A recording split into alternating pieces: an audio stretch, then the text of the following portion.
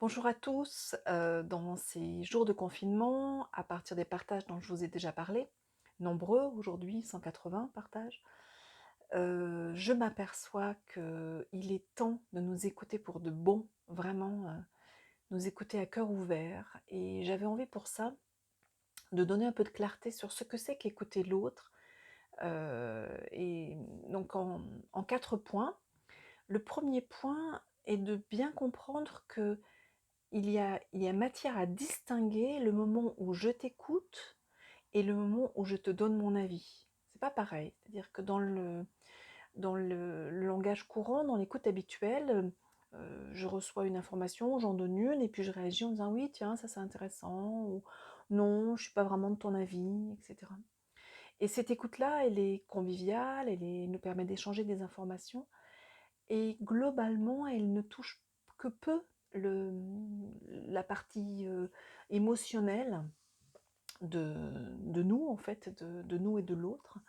Donc l'invitation, lorsque vous écoutez une personne avec qui vous êtes, un soignant, un ami, quelqu'un qui vous fait part de ses inquiétudes, je vous invite à garder à l'esprit la vigilance que à ce moment-là, je donne à l'autre un moment d'écoute, auquel cas je me fais un peu retrait de moi, je le laisse parler, je fais silence pour lui laisser de l'espace et à un autre moment, je lui donne mon avis. Vous voyez? Distinguons ces 2 temps-là, le temps où je t'écoute et ça peut être parfois un moment, lorsqu'on n'en a pas l'habitude, d'une certaine crainte du silence.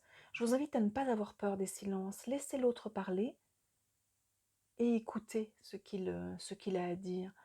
Et c'est un entraînement. Je vous invite à vous entraîner à ça, à voir si vous pouvez recevoir la parole de l'autre en ne lui répondant pas tout de suite, en différant le fait de donner votre avis.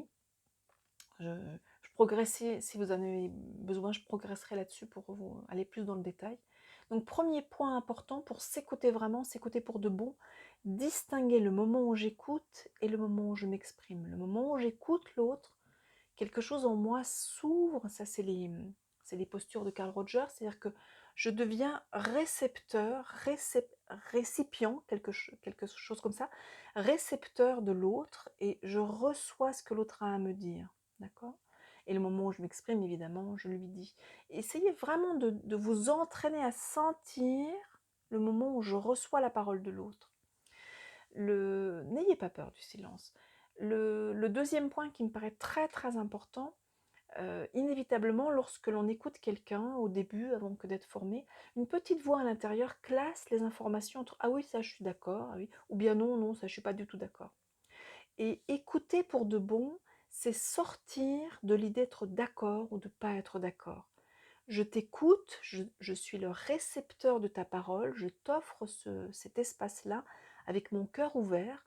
Et même si ce que tu dis, je ne suis pas d'accord avec, ça n'a pas d'importance. Dans le moment, comme je vous l'expliquais juste à l'instant, dans le moment que je consacre à t'écouter, c'est-à-dire à me taire, à faire silence, la question de l'accord ou du désaccord n'a pas d'importance. Je t'écoute, ce n'est pas parce que je t'écoute que je suis d'accord avec toi ou pas d'accord avec toi. Ça n'a pas d'importance. Donc premier point, dissocier. Entraînons-nous à dissocier les moments où j'écoute et les moments où je m'exprime.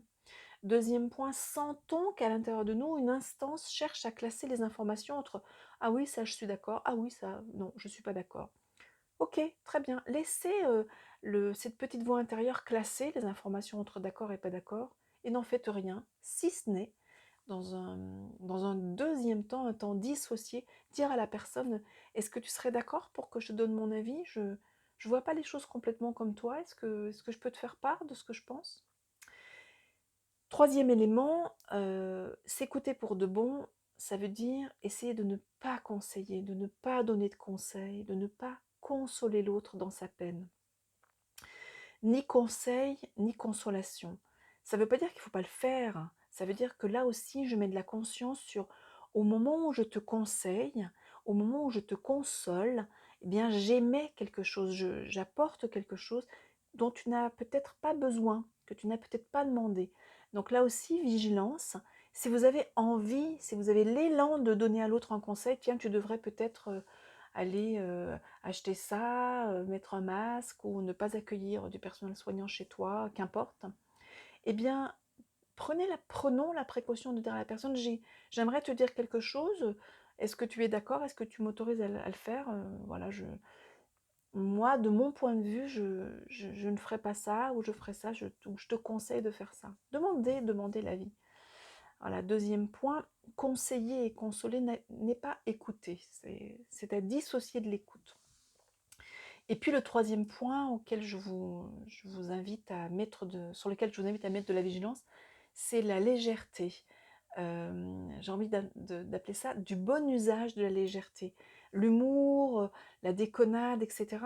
Ça peut vraiment être très très très bienvenu. Juste assurez-vous voilà, mettez vos récepteurs en éveil, regardez comment c'est pour l'autre, et puis demandez-lui quand je plaisante ou quand je dis ça, comment c'est pour toi, comment tu le reçois, comment tu l'entends. Voilà, et puis vous l'avez entendu, le chapeau de cette manière d'écouter vraiment, c'est lorsque vous parlez de vous, parlez en je. Voilà, osons parler en je. Je pense que, ou je suis disposée à. Voilà, j'espère que ça vous aide et j'espère que ça concourt à ce que j'ai pu sentir de nos échanges. À très bientôt.